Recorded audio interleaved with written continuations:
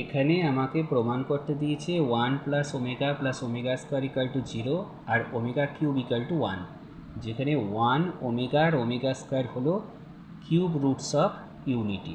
তাহলে আমি ধরে নিলাম যে আমাদের cube root of 1 equal to x. তাহলে x cube equal to 1, therefore x cube minus 1 cube equal to 0। A cube minus b কিউবের ফর্মুলায় ভেঙে দিয়েছি। তাহলে either x equal to 1 or x square plus x plus 1 equal to 0। X equal to 1 তো আমরা জানতাম যে একটা কিউব রুট তো আমাদের 1 হবেই, আর এইটা আমাদের ইমাজিনারি নাম্বার আসবে। এইটাকে যদি আমরা শ্রীধর আচার্যের ফর্মুলার সঙ্গে তুলনা করি, a x square plus b x plus c equal to 0, তাহলে a equal to 1, b equal to 1, c equal to 1। তাহলে এখানে আমরা ফর্মুলায় বসিয়ে দিয়েছি x equal to minus b plus minus root over b square minus 4ac by 2a।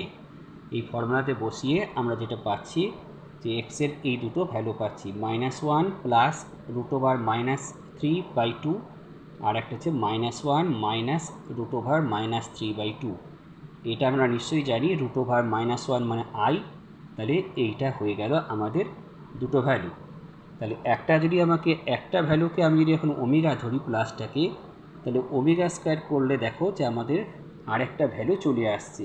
তাহলে আমাদের বলতে পারি যে কিউব রুট অফ ইউনিটি হচ্ছে 1 ওমেগা আর ওমেগা স্কোয়ার, যেখানে 1 তো আমরা জানি, ওমেগা মানে হচ্ছে এইটা, আর ওমেগা স্কোয়ার মানে হচ্ছে এইটা। এইবার আমাদের প্রুফের চলে আসি। 1 plus omega square equal two, value বসিয়ে দিলে এসে গেছে 0। আর যদি ওমেগা কিউব প্রুফ করতে যাই, তাহলে omega square into omega cube কেমন করে করব না, ওমেগা স্কোয়ার ইন্টু ওমেগা। এখানে ভ্যালু বসিয়ে দিলে এ স্কোয়ার মাইনাস বি স্কোয়ার করলে একদম চলে আসছে 1। কেমন লাগলো? যদি ভালো লেগে থাকে তাহলে চ্যানেলটাকে সাবস্ক্রাইব করে অবশ্যই পাশে থাকবে।